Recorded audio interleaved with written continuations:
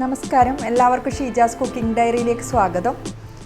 ഇന്ന് ഞാനിവിടെ ഷെയർ ചെയ്യുന്നത് മൈസൂർ പാക്കിൻ്റെ റെസിപ്പിയാണ്. അപ്പോൾ സോഫ്റ്റ് ആയിട്ടുള്ള മൈസൂർ പാക്ക് എങ്ങനെ ഉണ്ടാക്കാൻ പറ്റും എന്ന രീതിയാണ് ഞാൻ ഈ വീഡിയോയിൽ ഷെയർ ചെയ്യുന്നത്. ഇതിന് മുമ്പേ തന്നെ നല്ല കട്ടിയുള്ള വിധത്തിലുള്ള മൈസൂർ പാക്കിൻ്റെ റെസിപ്പി ഞാൻ അപ്ലോഡ് ചെയ്തിട്ടുണ്ട്. അപ്പോൾ ഒരുപാട് പേര് കണ്ടൊരു റെസിപ്പിയാണ് അത്. അപ്പോൾ ഞാനിത് ഈ വീഡിയോൻ്റെ താഴെ അതിൻ്റെ ഡിസ്ക്രിപ്ഷൻ ബോക്സിൽ അതിൻ്റെ ലിങ്ക് ഇടാം, നിങ്ങൾ കണ്ടു നോക്കുക. അപ്പോൾ നിങ്ങൾക്ക് മനസ്സിലാവും രണ്ട് രീതിയിലുള്ള മൈസൂർ പാക്കിൻ്റെ വ്യത്യാസം. അപ്പോൾ ഇതുണ്ടാക്കുന്ന രീതിയിൽ ചെറിയ ചെറിയ വ്യത്യാസങ്ങളുണ്ട്. അതുപോലെ തന്നെ നമ്മൾ ചെറിയ ചെറിയ കാര്യങ്ങൾ ശ്രദ്ധിച്ചാലേ നമ്മൾ കടയിൽ നിന്ന് വാങ്ങിക്കുന്ന പോലെ നല്ല പെർഫെക്റ്റായിട്ട് നമുക്ക് ചെയ്തെടുക്കാൻ പറ്റൂ. അപ്പോൾ നമുക്ക് വീഡിയോ കണ്ടു നോക്കാം. മൈസൂർ പാക്ക് ഉണ്ടാക്കാൻ വേണ്ടിയിട്ട് വളരെ കുറച്ച് ഇൻഗ്രീഡിയൻസ് മാത്രമേ ആവശ്യമുള്ളൂ. അതിന് മെയിനായിട്ട് വേണ്ടത് 3 ഇൻഗ്രീഡിയൻസ് ആണ്. അപ്പോൾ അതിനൊരു കറക്റ്റ് ഒരു അളവുണ്ട്. ആ ഒരു അളവിൽ ചെയ്ത് കഴിഞ്ഞാൽ നമ്മളിപ്പോൾ കടയിൽ നിന്നൊക്കെ വാങ്ങിക്കുന്നത് പോലെ തന്നെ കിട്ടുമല്ലോ. അപ്പോൾ ഫസ്റ്റ് ഇതിലേക്ക് വേണ്ടത് കടലപ്പൊടിയാണ്. സാധാരണ വറക്കാത്ത കടലപ്പൊടിയാണ് ഞാനിവിടെ എടുത്തിട്ടുള്ളത്. അപ്പോൾ ഈ ഒരു ഗ്ലാസിൻ്റെ അളവിലാണ് ഞാൻ എല്ലാ അളവും കാണിക്കുന്നത്. അപ്പോൾ ഈ ഒരു ഗ്ലാസ്സിൽ 1 ഗ്ലാസ്സാണ് കടലപ്പൊടി എടുത്തിട്ടുള്ളത്. സെയിം അതേ ഗ്ലാസ്സിൽ തന്നെ 1 ഗ്ലാസ് പൊടിക്കാത്ത പഞ്ചസാര എടുത്തിട്ടുണ്ട്. അപ്പോൾ സാധാരണ കടയിൽ നിന്ന് കിട്ടുന്ന നല്ലൊരു മധുരം വേണമെങ്കിൽ നിങ്ങൾക്ക് 1.5 ഗ്ലാസ് വരെക്കും എടുക്കാം. അടുത്തത് ഇതിലേക്ക് വേണ്ടത് നെയ്യാണ്. നല്ല ഫ്രഷ് ആയിട്ടുള്ള നെയ്യ് തന്നെ എടുക്കാൻ ശ്രദ്ധിക്കണം. അപ്പോൾ നെയ്യിൻ്റെ അളവ് എന്ന് പറഞ്ഞാൽ 1 ഗ്ലാസ് കടലപ്പൊടിക്ക് 2 ഗ്ലാസ്സാണ് നെയ്യ്. നല്ല ഉരുക്കിയ നെയ്യാണ് 2 ഗ്ലാസ് അളവ് എടുക്കേണ്ടത്. അപ്പോൾ നല്ല നെയ്യ് എടുത്തു കഴിഞ്ഞാലാണ് മൈസൂർ പാക്കിന് നല്ലൊരു ടേസ്റ്റ് ഉണ്ടാവുക. അതുപോലെ നിങ്ങൾക്ക് ഫുള്ളായിട്ട് ഇപ്പോൾ നെയ്യ് എടുക്കാൻ ഇഷ്ടമില്ല, അങ്ങനെ ഉണ്ടെങ്കിൽ പകുതി നെയ്യും പകുതി ഓയിലും എടുക്കുക. ഇല്ല നെയ്യ് കയ്യിലില്ലെങ്കിൽ സാധാരണ വനസ്പതി ഇല്ലേ ഡാൽഡ, അതിലും ചെയ്തെടുക്കുക. പക്ഷേ ടേസ്റ്റിൽ നല്ലൊരു വ്യത്യാസം ഉണ്ടാവും. അതുപോലെ തന്നെ കൂടുതൽ നെയ്യാന്ന് തോന്നുന്നുണ്ടെങ്കിൽ നെയ്യിൻ്റെ അളവ് വേണമെങ്കിൽ കുറക്കുകയും ചെയ്യാം. പക്ഷേ നല്ല പെർഫെക്റ്റായിട്ട് കിട്ടണമെങ്കിൽ ഇതാണ് അളവ്. അപ്പോൾ 1 ഗ്ലാസ് കടലപ്പൊടി, 1 ഗ്ലാസ് പഞ്ചസാര, 2 ഗ്ലാസ് നെയ്യ്. അപ്പോൾ ഫസ്റ്റ് തന്നെ നമ്മൾ ചെയ്യേണ്ടത് നമ്മൾ എടുത്തു വെച്ച ഈ നെയ്യ് ഒന്ന് ലൈറ്റായിട്ട് ഒന്ന് ചൂടാക്കിയെടുക്കണം. അതുപോലെ തന്നെ പഞ്ചസാര ഒന്ന് അലിയിച്ചെടുക്കണം. ഒരൊറ്റ നൂൽപ്പാവ് ആവുന്ന വിധത്തിലാണ് അലിയിച്ചെടുക്കേണ്ടത്. അപ്പോൾ ഞാൻ ഫസ്റ്റ് ഇവിടെ എടുത്തു വെച്ച നെയ്യ് ഒരു പാത്രത്തിലേക്ക് മാറ്റുന്നുണ്ട്. നമ്മളെടുത്തത് 2 ഗ്ലാസ്സാണ് നെയ്യ്. 2 ഗ്ലാസ് നിറച്ചും നെയ്യ് എടുത്തിട്ടുണ്ട്. അതിനുശേഷം ഈ നെയ്യ് നമ്മൾ സ്റ്റൗവിലേക്ക് മാറ്റിയിട്ട് ലൈറ്റായിട്ടൊന്ന് മെൽറ്റ് ചെയ്തെടുത്താൽ മതി. അപ്പോൾ അധികം ചൂടാക്കി എടുക്കണം അല്ല തിളപ്പിച്ചെടുക്കണം അങ്ങനെയൊന്നും വേണ്ട. സാധാരണ നമ്മൾ മെൽറ്റ് ചെയ്തെടുക്കില്ലേ, അങ്ങനെ മതി. ലൈറ്റ് ഒരു ചൂട് മാത്രമേ വേണ്ടൂ. അപ്പോൾ ഇത് റെഡി ആയിട്ടുണ്ട്. ഇതിവിടെ മാറ്റി വെക്കാം. അടുത്തത് നമ്മൾ എടുത്ത് വെച്ച കടലപ്പൊടി ഒന്ന് വറുത്തെടുക്കണം. നമ്മൾ പച്ചയായിട്ടുള്ള കടലപ്പൊടിയാണ് എടുത്തിന്. അപ്പോൾ അത് ലൈറ്റായിട്ടൊന്ന് വറുത്തെടുക്കാൻ വേണ്ടിയിട്ടാണ്. അപ്പോൾ അതിന് വേണ്ടിയിട്ട് ഞാനിവിടെ ഒരു പാത്രം ചൂടാകാൻ വെച്ചിട്ടുണ്ട്. നന്നായിട്ട് ചൂടായതിന് ശേഷം ലോ ഫ്ലെയിമിൽ വെച്ചിട്ട് വേണം നമ്മൾ ഈ കടലപ്പൊടി ഇതിലേക്ക് ഇട്ട് കൊടുക്കുക. ഇട്ടതിന് ശേഷം കണ്ടിന്യൂസ് ആയിട്ട് ഇതുപോലെ ഒരു 5 മിനിറ്റ് വറുത്തെടുത്താൽ മതി. അപ്പോൾ അതിൻ്റെ ആ ഒരു പച്ചമണെല്ലാം മാറിക്കിട്ടും. ഇത് റെഡി ആയിട്ടുണ്ട്. ഇത് തണുക്കാൻ വേണ്ടിയിട്ട് മാറ്റി വെക്കാം. തണുത്തതിന് ശേഷം നമ്മളിത് നന്നായിട്ടൊന്ന് അരിച്ചെടുക്കണം. ഇല്ലെങ്കിൽ ഇതിൽ കട്ട പോലെയല്ല ഉണ്ടാവും, ഇങ്ങനെ കട്ടി പിടിച്ച പോലെ നിൽക്കും.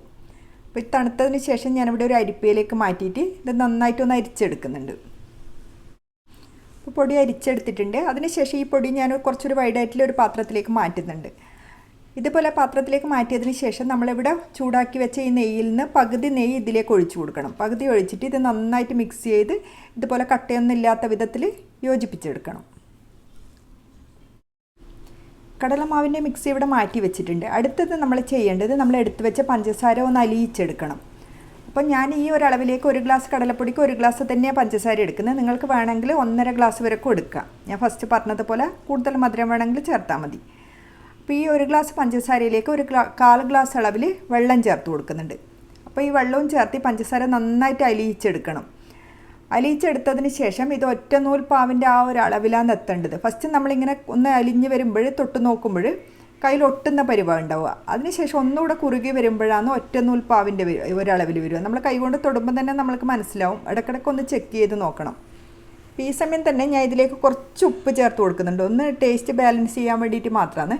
അതുപോലെ നിങ്ങൾക്ക് വേണമെങ്കിൽ യെല്ലോ കളറും ഈ സമയം കുറച്ച് ചേർത്ത് കൊടുക്കുക. ഇത്രയും ചേർത്ത് നന്നായി മിക്സ് ചെയ്തതിന് ശേഷം നമ്മൾ ഇടയ്ക്കിടയ്ക്ക് അത് ഒന്ന് ചെക്ക് ചെയ്ത് നോക്കണം. അപ്പോൾ ഫസ്റ്റ് ഞാൻ തൊടുമ്പോൾ കയ്യിൽ ഒട്ടുന്ന പാവം മാത്രമേ ഉണ്ടായിട്ടുള്ളൂ. അതിനുശേഷം വീണ്ടും കുറച്ചൊന്ന് കുറുകി വരുമ്പോഴേക്ക് ഒറ്റ നൂൽപ്പാവിൻ്റെ ആ ഒരു രീതിയിൽ വന്നിട്ടുണ്ട്. കൈ കൊണ്ട് തൊടുമ്പോൾ ഒരു നൂല് പോലെ ഫോം ആകുന്ന രീതിയിൽ. അപ്പോൾ അതിനുശേഷമാണ് ഞാനിവിടെ മിക്സ് ചെയ്ത് വെച്ച കടലപ്പൊടീൻ്റെ മിക്സ് ഇതിലേക്ക് ഒഴിച്ചു കൊടുക്കുന്നത്. അപ്പോൾ ഈ മിക്സ് ഫുള്ളായിട്ട് ഒഴിച്ചതിന് ശേഷം നമ്മൾ ഫ്ലെയിം ശ്രദ്ധിക്കണം. ലോ ഫ്ലെയിമിൽ വെച്ചിട്ട് ഇത് നന്നായിട്ട് മിക്സ് ചെയ്ത് കട്ടിയാക്കി എടുക്കുക വേണ്ടത്. അപ്പോൾ ഫസ്റ്റ് നമ്മളിത് മിക്സ് ചെയ്യുമ്പോൾ നല്ല ലൂസായിട്ടില്ല പോലെയാണ് തോന്നുക. കുറച്ച് സമയത്ത് ഇങ്ങനെ മിക്സ് ചെയ്തുകൊണ്ട് നിൽക്കുമ്പോൾ കുറച്ച് കട്ടിയായിട്ട് വരുന്ന പോലെ മനസ്സിലാവും. അപ്പോൾ കുറച്ച് കട്ടിയായതിന് ശേഷമാണ് നമ്മൾ ബാക്കി വെച്ച നെയ്യിൽ നിന്ന് കുറച്ചായിട്ട് ഇതിലേക്ക് ചേർത്ത് കൊടുക്കേണ്ടത്. ഒന്നിച്ച് ചേർക്കാൻ പാടില്ല. 2 ടേബിൾ സ്പൂണായിട്ട് 4-5 പ്രാവശ്യമായിട്ട് ചേർത്ത് കൊടുത്താൽ മതി. അപ്പോൾ ഫസ്റ്റ് 2 ടേബിൾ സ്പൂൺ ചേർത്ത് നന്നായിട്ട് മിക്സ് ചെയ്യുമ്പോൾ കുറച്ച് കഴിയുമ്പോൾ അത് നമ്മൾ നെയ്യൊന്നും ചേർക്കാത്ത പോലെ ഉണ്ടാവും, നന്നായിട്ട് കുടിച്ച് നിൽക്കും. അതിനുശേഷം വീണ്ടും ചേർത്ത് കൊടുക്കുക, വീണ്ടും അതേപോലെ തന്നെ നന്നായിട്ട് മിക്സ് ചെയ്തെടുക്കുക. അപ്പോൾ ഓരോ പ്രാവശ്യം ഇതുപോലെ മിക്സ് ചെയ്ത് നന്നായിട്ട് ആ നെയ്യ് കുടിച്ചതിന് ശേഷമാണ് വീണ്ടും അതിലേക്ക് നെയ്യ് ചേർത്ത് കൊടുക്കേണ്ടത്.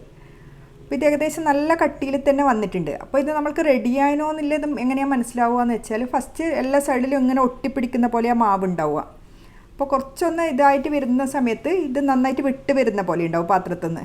അതുപോലെ നമ്മൾ ഇതിൽ ഒഴിച്ച നെയ്യ് പുറമേ കാണുന്ന വിധത്തിലുണ്ടാവും. ഫസ്റ്റ് അത് ഫുള്ളായിട്ട് കുടിക്കുന്ന പോലെ ഉണ്ടാവുക.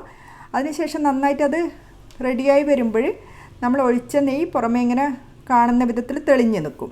അപ്പോൾ ആ ഒരു സ്റ്റേജ് വരക്കുവാണ് നമ്മൾ ഇതിലേക്ക് നെയ്യ് ചേർത്ത് കൊടുക്കേണ്ടത്. അപ്പോൾ 2 ഗ്ലാസ് നെയ്യ് എന്ന് പറഞ്ഞാൽ ചിലപ്പോൾ ഫുള്ളായിട്ട് നെയ്യ് വേണ്ടി വരില്ല, 1-2 ടേബിൾ സ്പൂൺ ചിലപ്പോൾ കൂടുതലായിട്ടുണ്ടാവും. അപ്പോൾ അത് നോക്കിയിട്ട് ചേർത്താൽ മതി.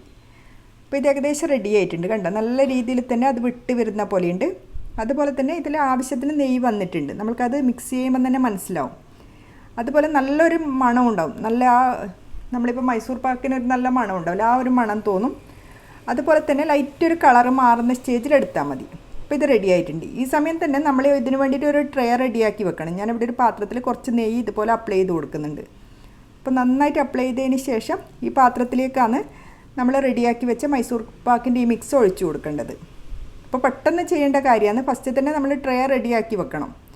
അപ്പോൾ ഫുള്ളായിട്ട് ഈ മിക്സ് ഒഴിച്ചതിന് ശേഷം ഒരു തവിയോ സ്പൂണോ ഉപയോഗിച്ചിട്ട് മേലഭാഗം നന്നായിട്ടൊന്ന് ഒരേപോലെ ലെവലാക്കി കൊടുക്കണം. ലൈറ്റായിട്ടൊരു നെയ്യ് ആ സ്പൂണിൽ ഇതുപോലെ ഇതാക്കിയതിന് ശേഷം ഇതുപോലെ ലെവലാക്കി കൊടുത്താൽ മതി. ടൈറ്റായിട്ട് തന്നെ ലെവലാക്കി എടുക്കാം.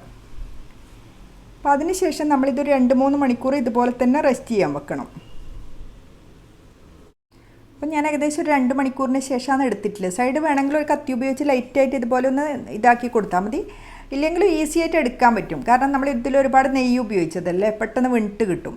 അപ്പോൾ സൈഡ് ഭാഗം ഞാനൊന്ന് ലെവലാക്കാൻ വേണ്ടിയിട്ട് ഇതുപോലെ കട്ട് ചെയ്ത് മാറ്റുന്നുണ്ട്. ഇത് വേസ്റ്റായിട്ട് അങ്ങനെ ചെയ്യുന്നതല്ല, ജസ്റ്റ് ആ ഒരേ ഷേപ്പ് കിട്ടാൻ വേണ്ടിയിട്ടാണ് അങ്ങനെ ചെയ്യുന്നത്. അങ്ങനെ ചെയ്യണമെന്ന് നിർബന്ധമൊന്നുമില്ല, സാധാരണമായിട്ട് നമ്മൾ കട്ട് ചെയ്തെടുത്താൽ മതി. അപ്പം ഞാനിവിടെ സൈഡ് ഭാഗം ഇതേപോലെ നന്നായിട്ട് കട്ട് ചെയ്തെടുത്തിട്ടുണ്ട്. ഇതിപ്പോൾ ഒരേ ഷേപ്പിൽ തന്നെ നമുക്ക് കട്ട് ചെയ്തെടുക്കാൻ പറ്റും.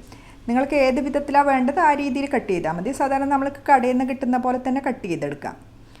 അപ്പോൾ ഇത് കുറച്ച് കട്ടി കൂടുതലാണ്. ഞാനിപ്പം ചെറിയൊരു ട്രേയിലാണ് ഇത് ഒഴിച്ചിന്. അപ്പം നിങ്ങൾ അളവ് നോക്കിയിട്ട് കുറച്ച് വലിയ, ഒരുപാട് വലുത് എന്നല്ല, ഒരു മീഡിയം വലുപ്പത്തിൽ ട്രേയിൽ ഒഴിച്ചിട്ട് സെറ്റ് ചെയ്യാൻ വെക്കുന്നതാണ് കൂടുതൽ നല്ലത്. അപ്പോൾ ആ ഒരു കറക്റ്റ് കട്ടിയിൽ തന്നെ നമുക്ക് എടുക്കാൻ പറ്റും. അപ്പം ഞാൻ ഇതുപോലെ കട്ട് ചെയ്തെടുത്തിട്ടുണ്ട്. അത്രയും സോഫ്റ്റ് ആയിട്ടുള്ള നല്ലൊരു മൈസൂർ പാക്കാണ്. അപ്പോൾ കണ്ട, ഇതിൻ്റെ ഉൾഭാഗം ലൈറ്റ് ഒരു ബ്രൗൺ കളർ വന്നിട്ട് പുറമേ നല്ലൊരു യെല്ലോ കളർ, അതാണ് കറക്റ്റായിട്ടുള്ള ഒരു കളറ്. അപ്പോൾ ആ രീതിയിൽ തന്നെ ചെയ്യാൻ ശ്രദ്ധിക്കണം. നമ്മൾ കൂടുതൽ സമയം എടുത്തു കഴിഞ്ഞാൽ ഉൾഭാഗം നല്ല ഡാർക്ക് കളറിൽ പോലെയാണ് ഉണ്ടാവുക. അപ്പോൾ നമ്മൾ കൈകൊണ്ട് ഇങ്ങനെ പൊട്ടിക്കുമ്പം തന്നെ അതേപോലെ തന്നെ നല്ല സോഫ്റ്റായിട്ട് പൊട്ടി ഇങ്ങനെ വരുന്നുണ്ട്. അത്രയും നല്ല രീതിയിൽ തന്നെ വന്നിട്ടുണ്ട്. അപ്പോൾ തീർച്ചയായിട്ടും നിങ്ങൾ ട്രൈ ചെയ്ത് നോക്കിയിട്ട് ഫീഡ്ബാക്ക് അറിയിക്കാൻ മറക്കരുത്. വീണ്ടും പുതിയൊരു വീഡിയോ ആയിട്ട് കാണാം. താങ്ക്